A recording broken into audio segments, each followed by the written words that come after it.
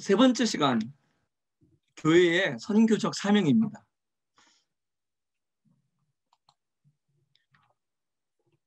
우리는 지금 어려운 이런 코로나 시대에 살고 있습니다. 향후 미래를 예측한다는 것은 쉽지 않은 일입니다만은 한 교수님께서, 선교학 교수님께서 이런 그 예측을 하셨습니다. 아마 선교의 거리 개념이 없어지고 종교 대 종교 그리고 세대 간 선교가 필요한 시점이 이제 2030년까지는 그렇게 빠른 속도로 진행될 거다. 그리고 타문화권이 굉장히 좁혀질 것이다. 문화가 상당히 공유될 것이다. 또 하나는 선교가 단순한 가서 성경 공부하고 복음 전하고 이런 전통적인 선교 개념에서 이제는 복합적이고 어떤 이런 통전적인 복합적인 선교 개념으로 변화될 것이다. 그리고 이제는 직접 전도보다는 관계 전도로서 더 효율적으로 선교하게 될 것이다. 그리고 이제는 아니죠. 앞으로는. 그리고 앞으로는 연결, 커넥티브와 디스커넥티브가 굉장히 중요한 선교의 포인트가 될 것이다. 지금 우리 사실은 이 예측은요. 이 뭡니까? 코로나 바이러스가 발생하기 전에 이분이 세미나에서 발표한 내용인데 정말 우리 코로나 바이러스 기간을 겪으면서 정말 더 실감이 되는 이런 내용들입니다. 그럼 더 이후에는 앞으로 점점 어떤 모습으로 더 바뀔 수 있느냐? 결국은 인도와 중국이 세계 인구의 40%를 차지할 것이다. 결국은 한마디로 말하면 이 세계는 인도와 중국판이 될 것이다. 그리고 인도가 그리고 또 하나는 이제 고령화와 굉장히 심해질 것이고 전 세계적으로 또 인권 강화로 인해서 개인화가 강화될 거다. 그리고 10대 경제 대국이 중국, 미국, 인도, 브라질, 러시아가 이제 10대 경제 대국으로 진입할 것이다. 결국은 뭡니까? 중국과 인도의 영향력은 인구면으로나 경제 발전 면에서 보나 경제 발전의 어떤 무역 파트너로 보나 중요성은 점점점 더 늘어난다는 것이죠. 미국 의존도에 미국과 EU, 유럽연합 중심에서 이제는 인도와 중국 영향력이 더 커질 것이다. 그리고 지진이나 이상기온, 이상기후, 또 물 부족과 식량 문제가 또 질병 문제가 더 심해질 것이다. 그리고 기독교와 무슬림 인구가 비슷해질 것이다. 그만큼 무슬림이 급속도로 성장할 것이다. 그리고 인도가 최고의 무슬림 국가가 될 것이다. 이 숫자 면에서요. 또한 기독교인의 40%가 사하라 사막 이남 아프리카에 살 것이다. 남아프리카 의주의 기독교의 인구의 40% 이상이 남아프리카 위주로 해서 인구가 형성될 거다. 그만큼 아프리카는 기독교의 교두부로서 중요한 역할을 할 것이다. 이런 교수님께서 미래 예측을 하신 발표 자료를 보여드렸습니다. 이런 시대가 왜 제가 말씀드렸냐면 저희들은 이미 저는 20년을 선교지에서 보냈습니다. 저희들이 지낸 시대와 여러분들이 지내야 할 시대는 다릅니다. 여러분들이 지내야 할 시대를 제가 한 선교학자의 예측 그런 논문을 통해서 여러분들에게 말씀드린 이유가 바로 여러분들이 주인공이기 때문에 그렇습니다. 여러분들이 전해야 할 선교지, 여러분들이 나가야 할 선교지의 그 변화들을 바로 여러분들 것이기 때문에 여러분들 시기가 오기 때문에 제가 말씀을 드린 거예요. 선교는 정말 특정인의 책임일까요? 제가 선교의 패러다임의 변화를 통해서 선교는 영웅들의 이야기일까요? 저는 아니라고 생각합니다. 지극히 평범한 사람, 그러나 하나님이 부르시고 하나님의 부르심에 순종한 사람들의 이야기입니다. 저는 그거를 극도로 영웅화하는 것을 바람직하다고 생각지 않아요. 하나님의 손에 한 가정이 붙들리고요. 그들에게 부르심을 주어지고 그들의 부르심에 순종하고 하나님을 따라갈 때 하나님의 역사를 이루어가는 놀라운 이야기들입니다. 그것은 위인전이 아니에요. 놀라운 하나님의 이야기입니다. 자, 다시 한번 말씀드립니다. 선교는 위인들의 이야기가 아니다. 정말 우리들과 똑같은 오늘 여기 참석하신 68명의 우리 청년 형제 자매님들과 똑같은 시대를 살고 있는 똑같은 이런 생각을 갖고 있는 똑같이 연약한 이런 사람들에게 하나님께서 부르시고 그런 사람들을 쓰실 때 놀라운 하나님의 역사가 선교인 것입니다. 놀라운 선교사들의 이야기, 위인전이 아니라 형편없는 사람들이 하나님 앞에 순종하고 하나님을 따라갈 때 그곳에 눈물도 있고 슬픔도 있고 아픔도 있지만 하나님 그 역사를 이루어 가시는 그것들이 선교입니다. 이 선교는요, 특정인들의 책임이 아니에요. 그래서 그 제자들에게만 이야기, 종교개혁 이후에도 이거를 깨닫지 못했어요. 놀라운 종교개혁을 이루고도 아까 우리 선교 역사에서 배웠죠.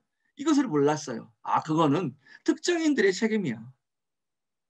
그런데 하나님께서는 우리 모두에게요. 너희가 성령이 너에게 임하시면 너희가 권능을 받고 예루살렘과 온 유다와 사마리아 땅끝까지 이르러 내 증인이 되라고 말씀하신 것입니다. 그리고 너희는 가서 제자 삼고 침례를 주고 내가 가르쳐 분반 것을 가르쳐 지키게 하라. 우리는 가야 되는 것입니다. 이것은 지상대 명령이라고 잘 알고 있죠. 우리 모두의 책임인 것입니다. 종교개혁자들도 이것을 놓쳤던 거예요.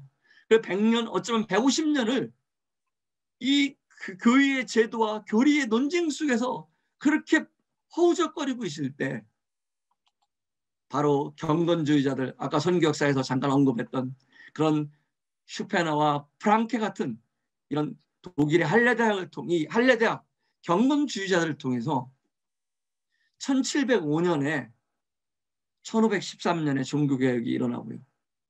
정말 많은 세월이 흐른 이후에 비로소 선교지에 선교사들이 나가기 시작했습니다. 모라비안 아까 배웠잖아요. 이 진전들도. 질문 있습니다.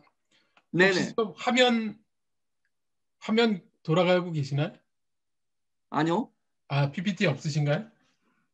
지금 PPT만 보고 있습니다. 아, PPT가 지금 공유가 안 돼서 혹시. 아, 그래요? 빠져나갔나 네네. 본데? 잠깐만요. 네. 부탁드립니다.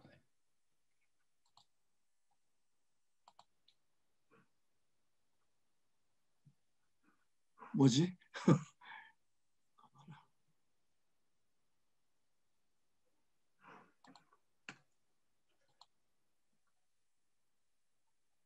공동 호스트에서 아까 다른 데서 그 공유를 썼기 때문에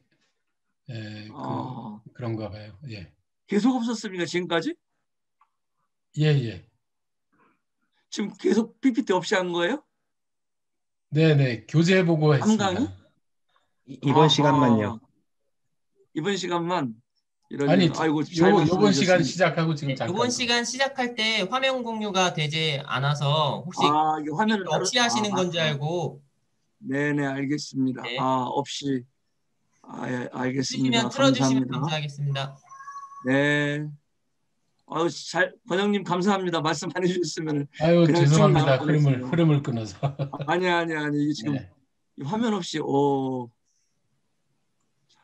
자, 잠깐만요. 켜놓고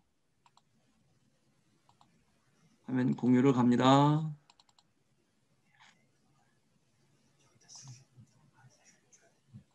화면 공유됐죠? 네, 됐습니다. 오케이. 네. 이렇게 우리는 지금 3강 선교적 사명, 그 향후 미래 선교의 변화 예측에 대해서 말씀을 드렸고요. 그리고 선교는 특정인의 책임인가, 그 다음에 영웅들의 이야기인가, 아주 연약한 똑같은 사람들의 이야기고 놀라운 영웅 하나님의 이야기지 영웅들의 위인전이 아니다. 선교, 종교개혁 때도 선교는 깨어나지 못했다. 교리와 제도의 논쟁 속에서 허우적거리고 있었다. 그때 하나님께서 사용하신 사람들이 경건주의자들을 사용했다. 경건은 삶의 거룩한 삶을 사는 것이 아니라 하는 것만이 아니라 하나님의 말씀들을 실천하는 이런 것들을 통해서 그들은 경건을 보여주고자 했다. 그리고 독일의 할레대학에 이어서 바로 이런 모라비안 형제단들을 사용하셨다. 그리고 윌리엄 캐리를 통해서 좀 더 이제 뭡니까? 이전에 이 모라비안 형제단들의 선교는 선교회가 아닙니다. 그냥 공동체 선교라고 보면 돼요. 이 헤르누트라는 지역에 그들이 이 모라비안 형제들이 살면서 공동으로 살면서 모든 재산, 예배 공동체, 재산 공동체, 사회 공동체를 통해서 이들이 12명당 1명을 선교사로 보냈어요. 그런데 이제 그 이후에 이제 선교 단체를 통해서 나간 게 바로 윌리엄 캐리입니다. 1793년. 그래서 역사상 최초의 해외 선교회가 생기는데 침례교 선교회예요. 인도로 윌리엄 캐리가 스스로 이 선교회를 만들고 나갔습니다.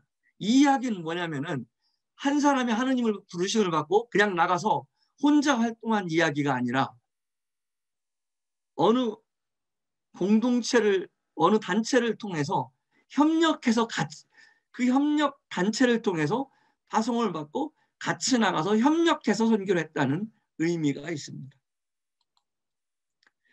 오늘날에도 선교 단체가 많이 발달되어 있고요. 선교 단체 중심으로 선교를 많이 하고 있어요. 이제 YM이라는 선교 단체, OM, 위클리프는 이제 성경 번역팀, 우리 짐 엘리엇, 우리 모임의 형제 짐 엘리엇 순교당했던 짐 엘리엇 형제도 이 위클리프 팀과 함께 일했죠. OMF, 그다음에 WC 웩 선교사, 옛날에 나이 드신 청년은 모르겠지만 양형자 선수 그것도 같이 하고 있죠. 웩 탁구 있죠. 웩 선교회, 그다음에 NTM 뉴 트라이브 미션, 우리 김선우 형제님, 정광 형제님 이런 형님들 공부하셨던 그리고 김용창, 김현경 부부, 그리고 이제 오픈도어스, 우리 열린 길이 아니에요. 오픈도어스는 이래 전방 선교단체라고 그래서 선교지 핍박 지수를 이래 항상 발표하는 이런 최전방 선교단체입니다. 그리고 내비게이터, CCC 뭐 이런 선교 단체 중심의 선교가 세계, 이건 우리나라 것만이 아니에요. 세계 단체들이죠. 많이 이렇게 선교를 맡고 있습니다. 요즘 뭐 국내에서는 문제가 되고 있는 이런 뭐 인터콥 뭐 이런 백투더 예루살렘에서 BTJ라고 그러잖아요. 그런 선교 단체도 나름대로 국내에서는 또 하고 있는 단체입니다. 그런데 선교 단체, 제가 처음에 뭡니까? 개인과 선교. 두 번째, 선교 단체와 선교. 세 번째, 교회와 선교입니다. 저는 가장 성경적인 선교를 개인과 선교가 아니고 선교 단체와 선교보다는 교회와 선교라고 생각합니다. 물론 개인적으로 나가서 선교할 수 없다? 아닙니다. 할 수 있습니다.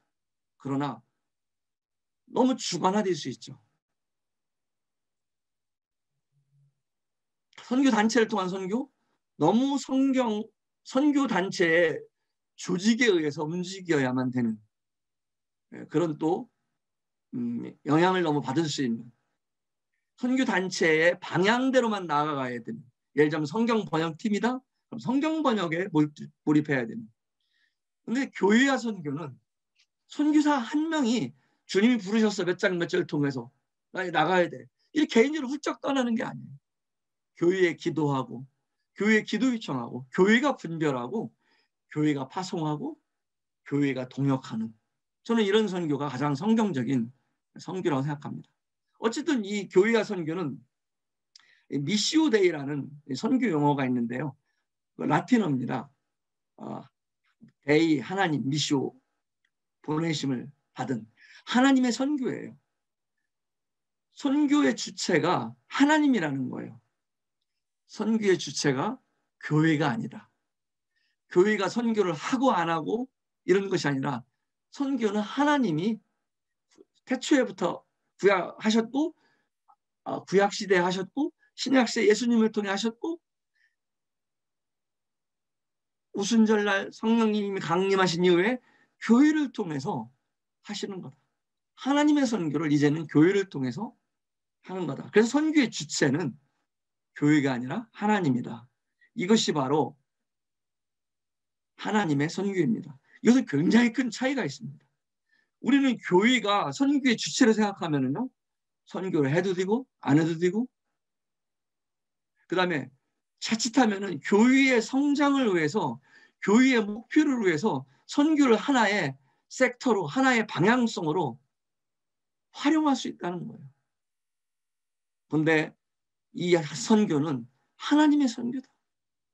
주님이 다시 오는 그날까지 교회에게 맡겨주신, 교회를 통해서 함께하는, 교회는 주체가 아니라 바로 함께하는 동역의 동역자다. 이런 부분을 우리는 생각하면서 이 세 번째 강의, 교회와 선교는 어떤 관계가 있는가, 이 부분을 우리는 좀 더 알아보고자 합니다.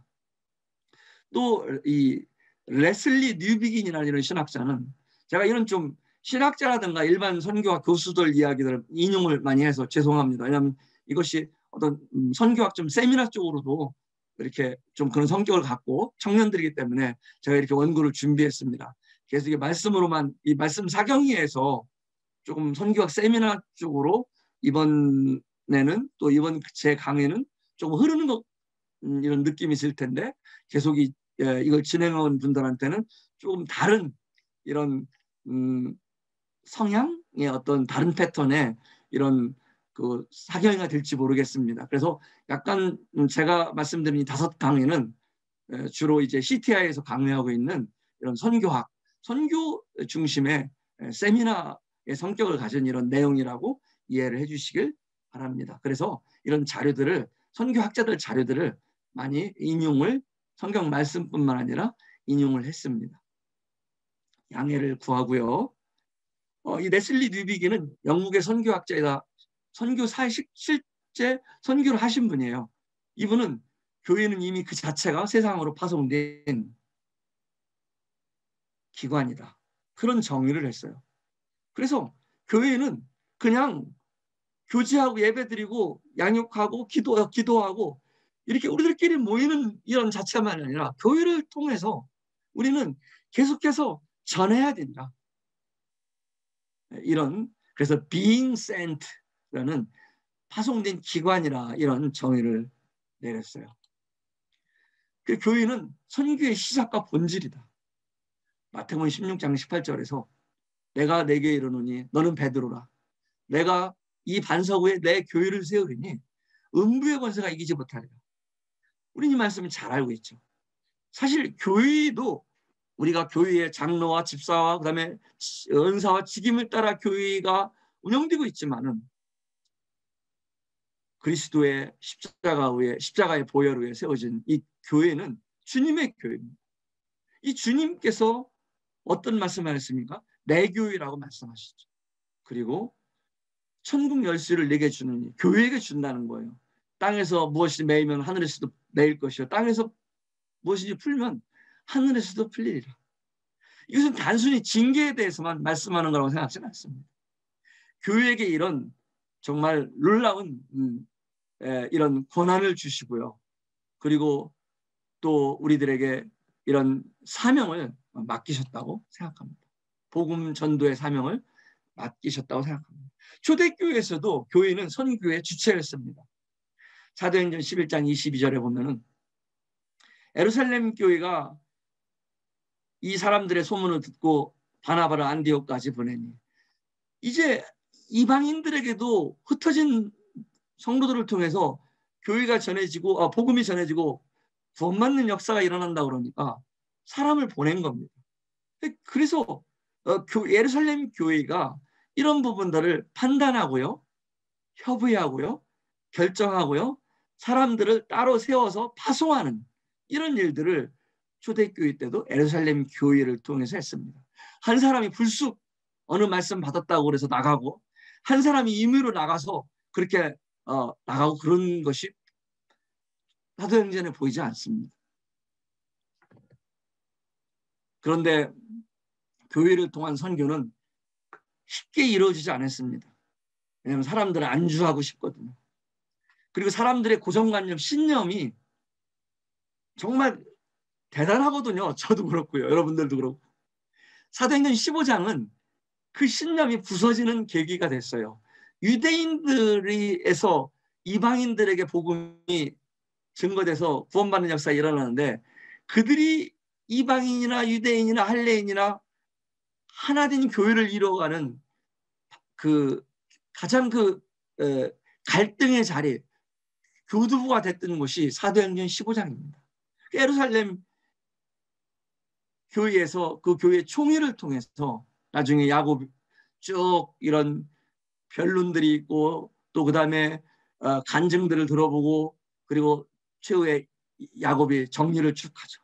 그렇게 해서 이방인들도 하나님께서 구원하신 것을 다만 이런 것들 우상제물이라든가 피채 먹지 음식을 먹을 때는 피채 먹지 말도록 하자 이런 것들을 교회에 연결할 수 있는 연결끈을 만들어주면서 그들을 이방인들 구원받은 이방인들을 교회에 들어오게 하는 이와 같이요 교회를 통한 선교는요 교회의 그 신념들이 초기 때부터요 바뀌지 않으면은 이방인들의 복음은 넘어갈 수가 없었습니다. 땅끝은커녕 예루살렘에서요 유다에서 사마리아 넘어가는 것도 힘들었어요. 왜냐? 사마리아 싫었거든요. 유대인들은 알잖아요, 여러분들. 사마리아인들은 정말 얼마나 그 섞인 민족들을 개같이 생각하고요. 그 혼합 민족들을 아주 싫어했어요. 돌아갔어요. 상종하기도 싫어했어요.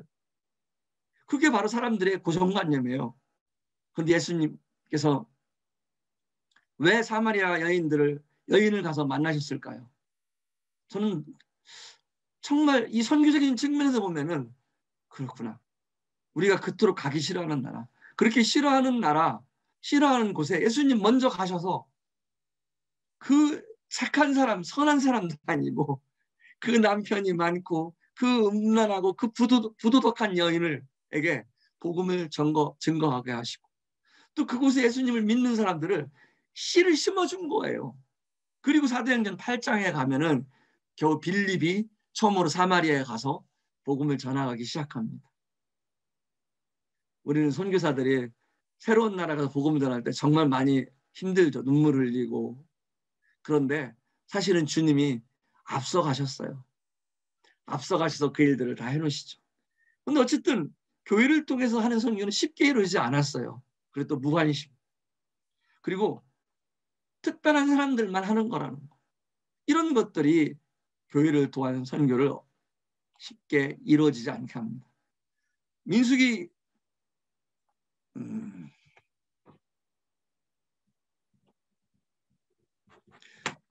민수기 32장 1절에서 5절에 보면은 이 두 지파 루벤과 갓 자손들 이런 이 두 지파는 그 다 전체 지파와 함께 가나안으로 들어가지 않고 그곳에 남아 있으려고 그래요. 왜냐하면 그곳이 목축하기 좋은 땅이었거든요. 그리고 어린아이들이 보내는 게 너무 안타까웠거든요. 어린아이들과 함께 전쟁에 아내들과 어린아이들이 전쟁에 참여하는 게 너무 위험스러워 보였고 그것이 목축하기 좋은 땅이었으니까 우리 여기 남으면 안 될까요? 그러는 거예요. 저는 정말 이해가 됩니다. 우리도 얼마나 이 선교에게 있어서 가장 걸림돌이 이 안주하고자 하는 마음이에요. 이 환경 그리고 우리 자녀들 가정들 이런 것들이 얼마나 걸리는지 몰라요. 그런데 그들은 결국 박인인을 하죠. 더러 이렇게 요청을 해서 허락을 받습니다. 맨 전쟁 남자들만 그 대신 출전해서 맨 앞에 서서 다 가나안 전쟁을 끝나고 돌아왔죠. 그들이 실제로 그 가나안 동쪽 지역을 차지했어요. 그런데 놀랍게 세월이 흐른 다음에 그곳은 외적들이 침입할 때 가장 먼저 침입하는 곳이었어요. 우리가 아끼고 포기하기 싫은 것들, 꽉 잡고 있는 것들이 있잖아요.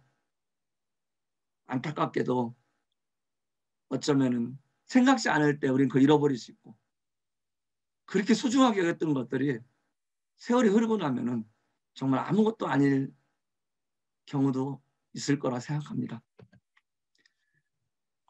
또 우리가 지금 애착하는 것들, 정말 그 많은 것들이 여러분들도 다 있으시죠. 저도 있고요. 소원을 들어주셨지만 우리가 그런 것들을 애착에 계속 산다면은 하나님께서 우리의 소원을 들어주실 것입니다. 우리를 이 땅에서 잘 성공하게 하고 잘 승승장구하게 할게요. 물론 그런 성공이 승승장구하는 것이 나쁜 것이 절대 아닙니다. 우리는 그런 피해자의 삶을 패배자의 삶을 사는 것이 옳은 것이 아니라는 것을 여러분 다 알고 있죠. 다만 우리의 애착 때문에, 우리의 안주 때문에 우리가 해야 할 일을 못한다면 그것은 저는 잃어버리는 거라고 생각합니다. 또한 무엇이 선교를 어렵게 합니까?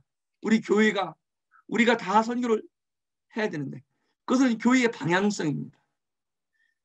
사람의 계획과 어떤 방향성이 개인의 성도나 성도 개인의 생각과 개인의 방향성, 개인의 계획, 어느 한 지역교회의 방향성과 지역교회의 계획이 어쩌면은 다른 쪽으로 우리는 선교보다는 이쪽 물론 그렇게 우리는 자율적으로 정할 수 있습니다. 그런데 절대 포기할 수 없는 부분이 또한 선교입니다. 그래서 니느웨로 가서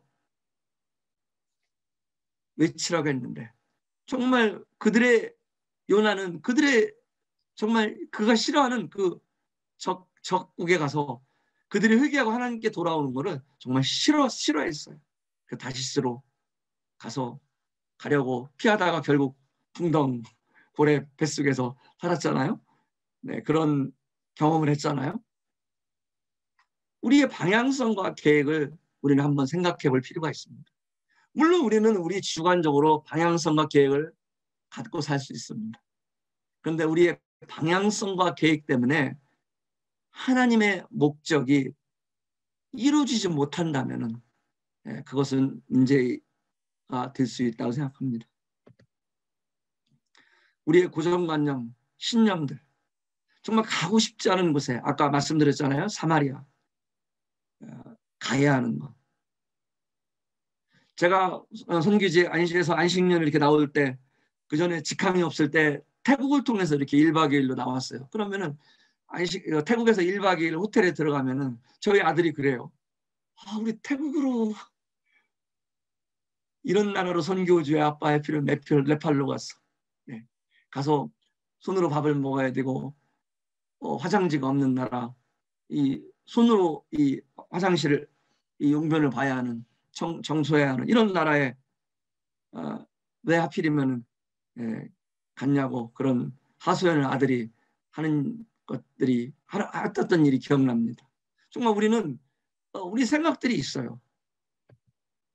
그런데 하나님께서는요, 하나님이 경륜 가운데 하나님의 방법을 통해서 어떤 때는 그 안주하고자 하고 그 고정관념에 쩔어 있을 때 그 계획성과 방향성으로 내가 나를 꽉 가두고 있을 때 하나님이 일하십니다. 그들을 흩어지게 하시잖아요.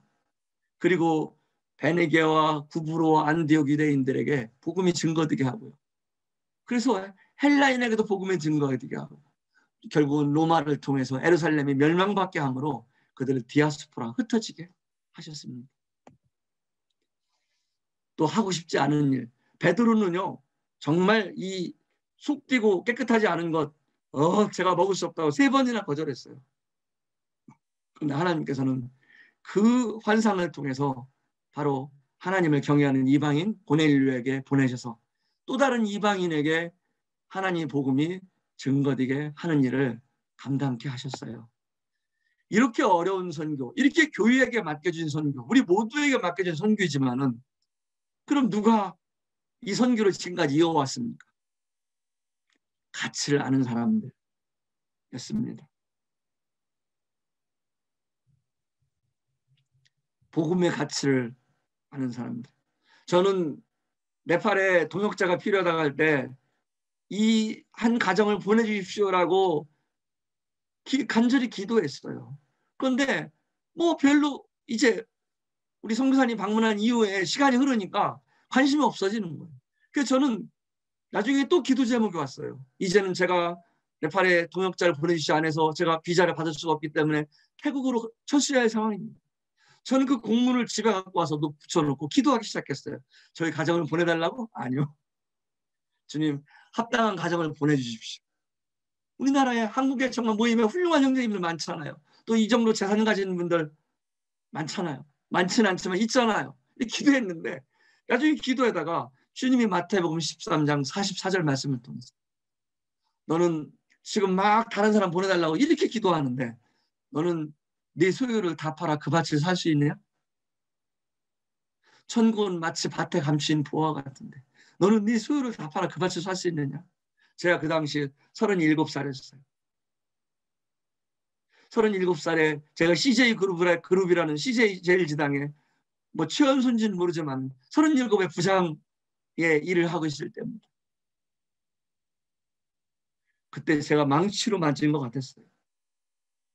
저는 얼마나 균형 잡힌 신앙을 좋아했는지 몰라요. 교회와 직장과 가정을 딱 이 트라이앵글로 해서 정말 균형 잡힌 신앙을 저는 모토로 삼았어요.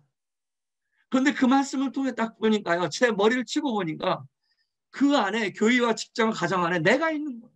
내 교회, 내 직장, 내 가정. 제가 갈라디아 2장 20절, 고린도서 5장 17절을 모르는 게 아닙니다.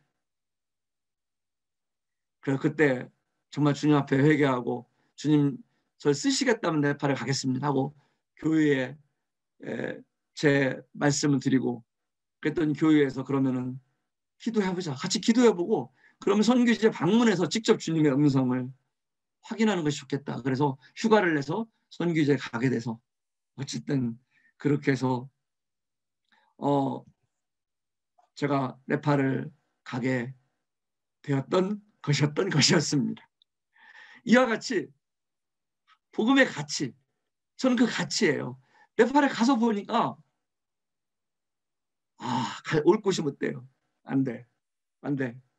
이건 뭐 제 일주일 휴가를 내서 갔는데 하루 이틀 3일 안 돼.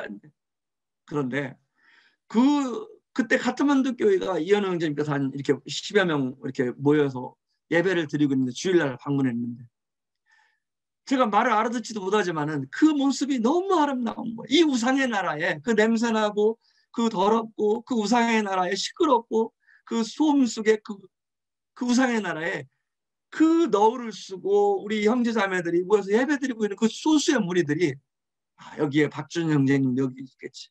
여기에 송찬 형제님도 여기 있겠구나. 내가 존경하는 형제님들도 이렇게 시작했구나. 그런데 여기에 우리 선교사님께서 먼저 선교사님이 비자를 받을 수가 없어서 이제는 철수해야 되는데 누군가 한 가정이 재산을 팔아갖고 들어와서 이 사업체를 내고 이 사업체를 통해서 비즈니스 비자를 받으면은 계속해서 영구히 네팔에 있을 수 있다. 선교사로서. 두 가정이 동역을 하면서 이 선교사를 구하고 있을 때 그때 저는 다시 한번 무릎을 꿇었어요. 주님, 그날 숙소에 돌아와서 우리 자매와 손을 붙잡고 주님 앞에 약속을 했습니다. 주님, 저희가 하나님의 미랄이 되겠습니다. 저희 정말 부족하고 자격이 없지만은 주님이 쓰시겠다면은 저희 갖고 있는 것들을 드리겠습니다. 이것이 저희 가정의 선교의 시작이었습니다. 여러분, 지금 우리 모임에서도 많은 선교사들이 나가 있지만은 이 나간 모든 선교사님들 또 지금까지 많은 선교 역사에 나간 분들 그분들은 바로 이 복음의 가치를 아는 분들이었습니다.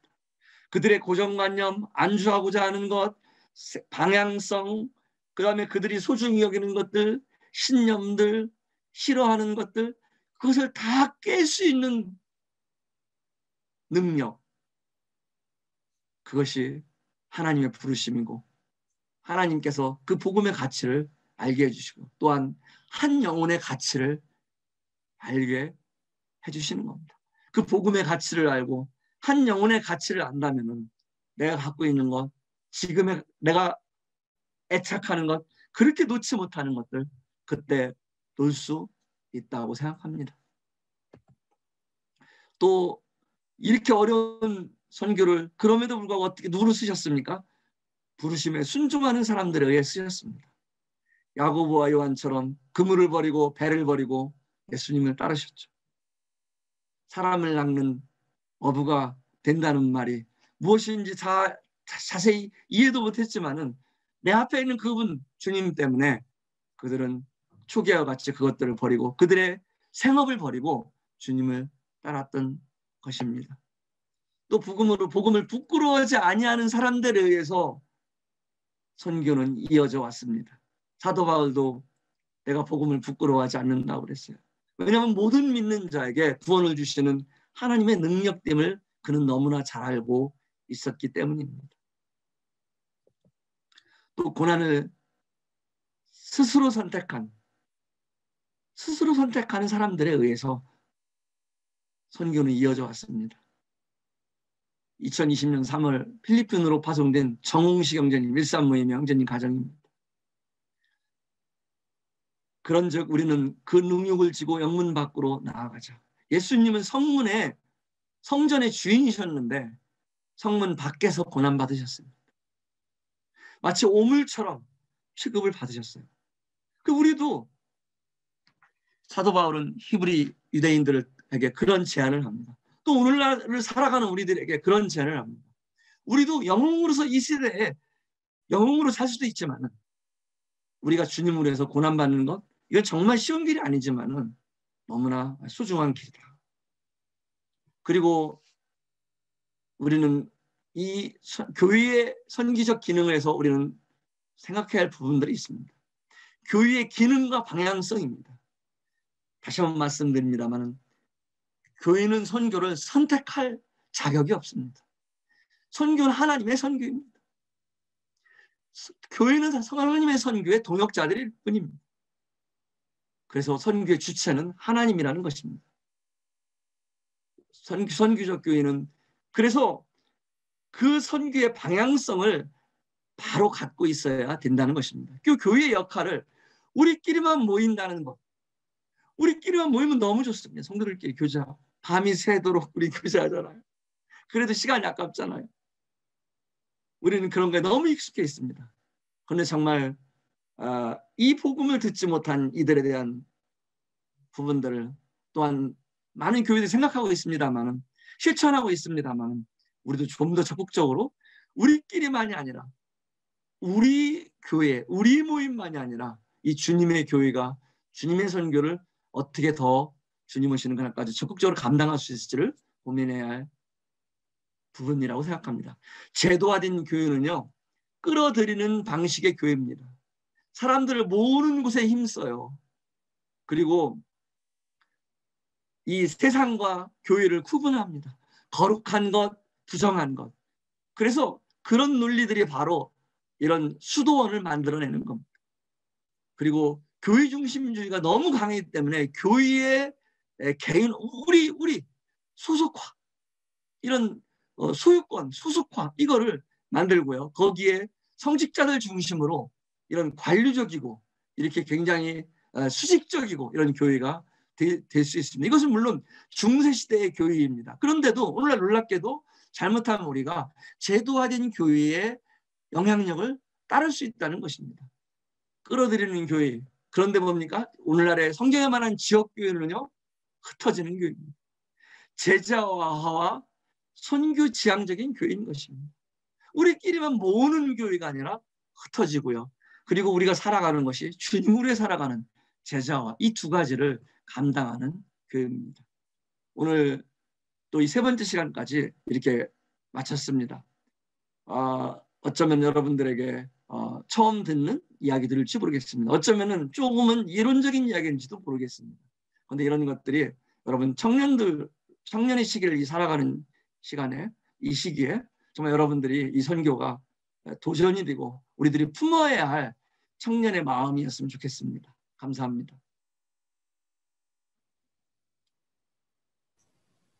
네, 마지막 강의 맞춰주신 최금미 형제님 감사드립니다.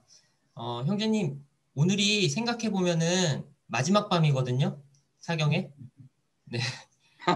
여러분도 오늘 마지막 밤이에요. 네, 그래서 강의를 마친 형제님 마지막으로 저희 조별 그룹 하면서 헤어지려고 하거든요. 그래서 네네. 오늘 강사님 얼굴 보는 오늘의 마지막이거든요. 그래서 마지막으로 기도해 주시고 마무리해 주실 수 있을까요?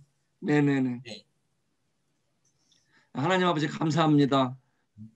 죄악 가운데, 세상 가운데 저희들 하나님 없이 살던 그런 불쌍한 자들인데 아버지 하나님 아들 예수 그리스도를 이 땅에 보내주셔서 그 십자가의 보혈을 통해서 저희 같은 자들을 용서해 주시고 저희 같은 자들을 하나님의 자녀로 구원받게 해주시고 저희 같은 자들을 하나님의 이 생명의 복음을 맡겨주셔서 또 저희 같은 자들과 하나님 영원히 살 수 있는 영생의 선물을 주셔서 정말 감사합니다. 이 복음을 또 이 선교의 미션을 또 오늘 우리 청년들이 가져야 할 마음가짐에 대해서 또 이 주제를 저희도 이 저녁에 생각할 수 있게 해주셔서 감사합니다. 선교의 역사를 돌아보게 해주셔서 감사합니다. 또 선교의 패러다임의 전환을 해야 할 필요성을 생각할 수 있게 해주셔서 감사합니다. 또 교회와 함께하는 이 방향성에 대해서 또 저희들이 어떻게 하면 이 선교를 감당하지 못하는지, 왜 이 선교를 감당하지 못하는지, 또 저희들의 연약을 돌아볼 수 있게 해주셔서 감사합니다.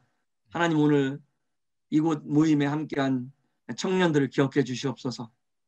그 옛날 건축더미에서 5명의 학생들이 비를 피해서 잠시 머무는 동안 그 세계 선교를 꿈꾸고 기도하고 저희들도 하나님 그 선교에 사용되어지는 그릇이 되어달라고 기도했던 그 기도들을 들어주셨던 아버지 하나님, 오늘 3시간 말씀을 들은 우리 청년들, 지금 이 코로나 시대에 취업과 여러 또 학업과 이런 가정 문제, 또 개인의 이런 어려움들 때문에 여러 가지 이런 어려운 환경 속에서 또 살아가고 있는데 하나님 정말 무엇을 위해 저희들 살아가야 할지 이런 것들 기억할 수 있도록 인도해 주시옵소서. 감사함이 예수님의 이름으로 기도합니다. 아멘.